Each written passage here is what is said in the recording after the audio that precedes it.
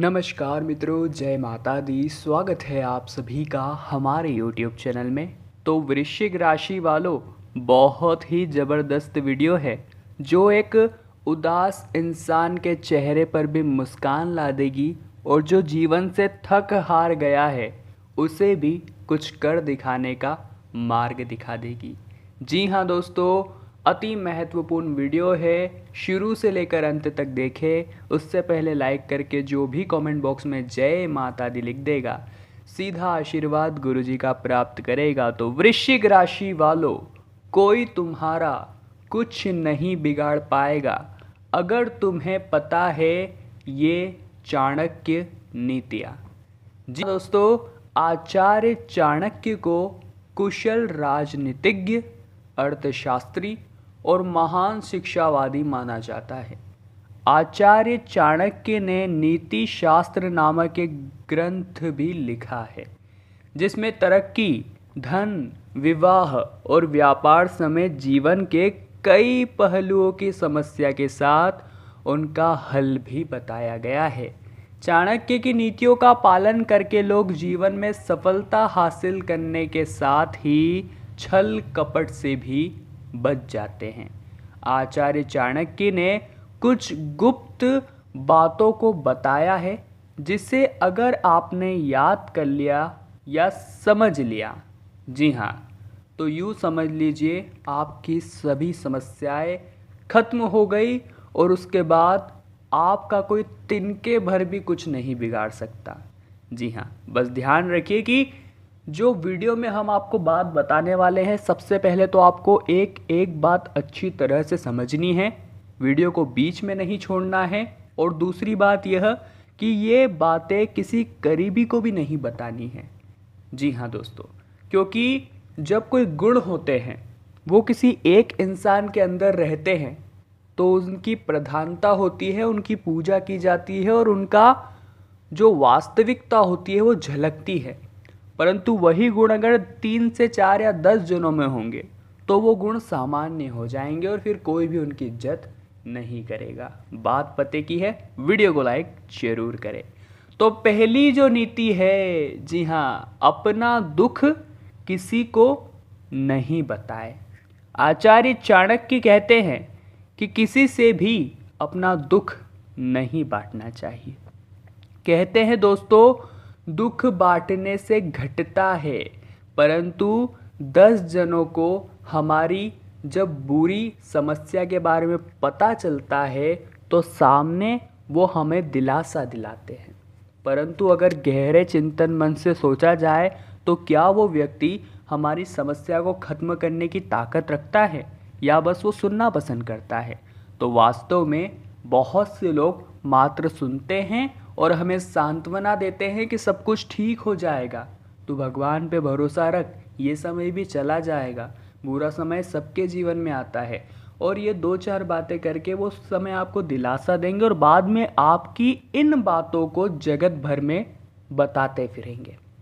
अब आपने तो अपने दुखड़े गाए थे, परंतु एक जने को बताने के पीछे उन्होंने सभी को बता दिया।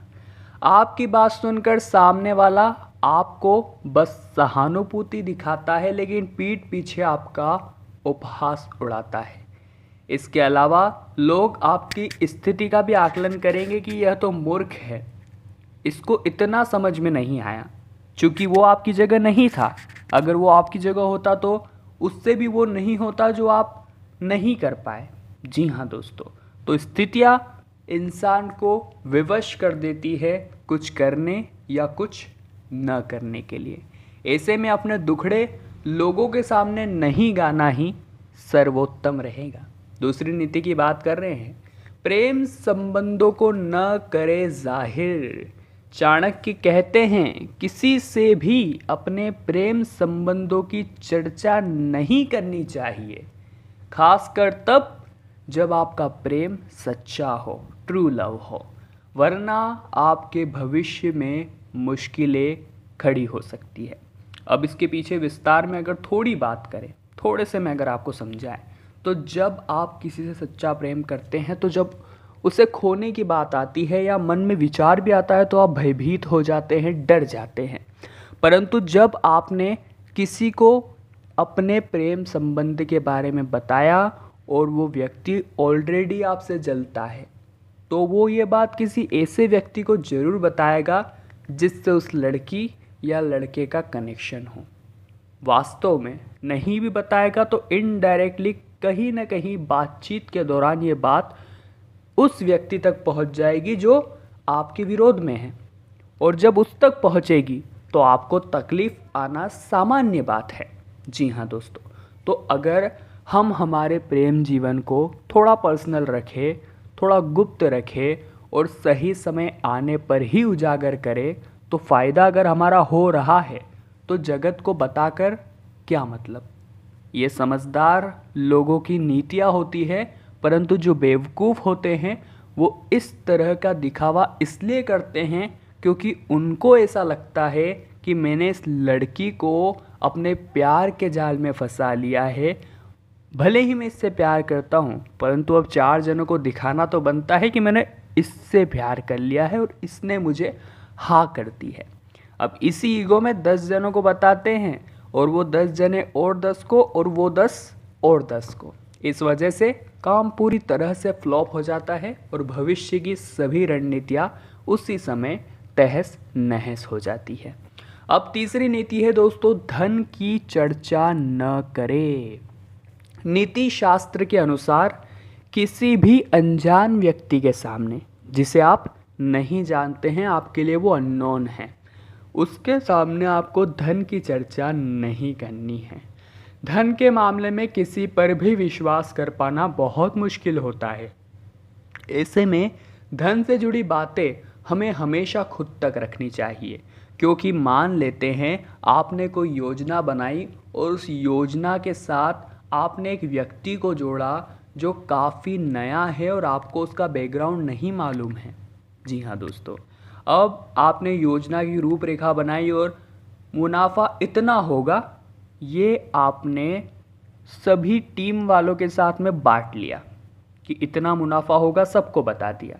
अब इसी सब मीटिंग के बीच वो इंसान भी था, परंतु आपको ये बात नहीं पता है कि उसका दिमाग आपसे बहुत तेज है, परंतु चूंकि वो समझदार है इसलिए ये बातें उसने आपके सामने नहीं रखी, परंतु आप बेवकूफ़ बनकर अपनी सारी पर्सनल बातें उसके सामने रख रहे हैं। जी हाँ, बात को ध्यान से सुनना।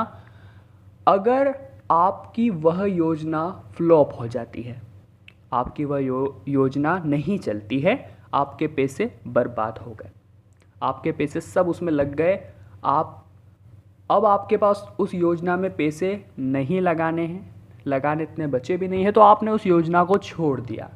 अब जो आपके साथ वो नया व्यक्ति काम कर रहा था, बात को ध्यान से सुनना, उसको एक मार्ग से पैसे लगाकर उस योजना पर क्या परिणाम आते हैं ये इस बात का पता चल गया सिर्फ इसी वजह से क्योंकि आपने बातों को सबके सामने रख दिया था।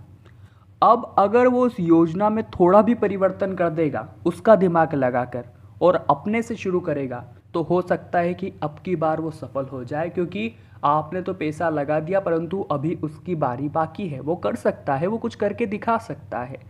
तो जी हाँ दोस्तों, अपने मन में अपनी बातें रखिए, क्योंकि दुनिया तो आइडियाज़ लूटने के लिए बैठी है, उसको तो बस कहीं न कहीं से लोगों के आइडियाज़ चाहिए। आजकल के ज़माने में यही चल रहा है। साथ ही में चाणक्य कहते हैं किसी के सामने अपने परिवार की बुराई नहीं करनी चाहिए। जो व्यक्ति आपकी बातें सुन रहा है वह भविष्य को आपको इसी बात के लिए नीचा दिखा सकता है और लोगों के सामने अपमानित कर सकता है, इसलिए परिवार की बातें किसी को नहीं बतानी चाहिए। क्योंकि दोस्तों, जब हम अपने ही परिवार की बुराई किसी के सामने करते हैं तो वास्तव में हम खुद की बुराई कर रहे होते हैं, क्योंकि अगर परिवार ऐसा है तो उसी परिवार ने तो हमें परवरिश दी है, तो वास्तव में जैसा परिवार होगा वैसा हम होंगे।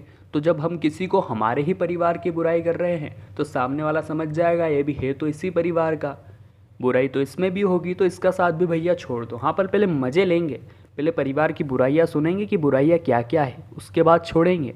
तो दोस्तों, ये गलत बात है। अपनों की बुराई हमें कभी किसी के सामने नहीं करनी है और साथ ही में किसी पर भी आंख मूंद कर भरोसा नहीं करना है। आचार्य चाणक्य कहते हैं कि अक्सर धोखा वही लोग खाते हैं जो आंख मूंद कर दूसरों पर भरोसा करते हैं। अगर आपको आँख मूंद करके भरोसा करने का इतना ही शौक है तो आप भगवान पर भरोसा कीजिए, क्योंकि आपको वो ही राह दिखाएंगे। इसलिए किसी पर भी विश्वास करने से पहले 4 बार सोच लीजिएगा कि जिस पर मैं विश्वास कर रहा हूँ वो वाकई में विश्वास पात्र है या नहीं। तो दोस्तों, आज की वीडियो का उद्देश्य था कि जब भी आपकी हिम्मत हारने लगे, जब आप टूट जाए और मन में ये विचार आने लगे कि अब मैं कुछ नहीं कर सकता, तो सबसे पहले तो आपको अपनी गलतियों को खोजना है जो आपको आज की वीडियो में मिलेगी। उसके बाद आपको अपने गुणों को जो अंदर डालना है वो भी आज की वीडियो में मिल जाएगा। तो अगर आज की वीडियो ने आपको बहुत प्रभावित किया हो और कुछ शब्द अच्छे लगे हो तो बदले में लाइक करके जाइएगा। अगर आपका कोई दोस्त डिमोटिवेट है या बहुत जीवन से परेशान रहता है तो उसे भी यह वीडियो भेजिए, उसका भी भला होगा। चैनल को सब्सक्राइब करें, बेल आइकन को प्रेस करें। अभी के लिए आप सभी को बहुत बहुत धन्यवाद।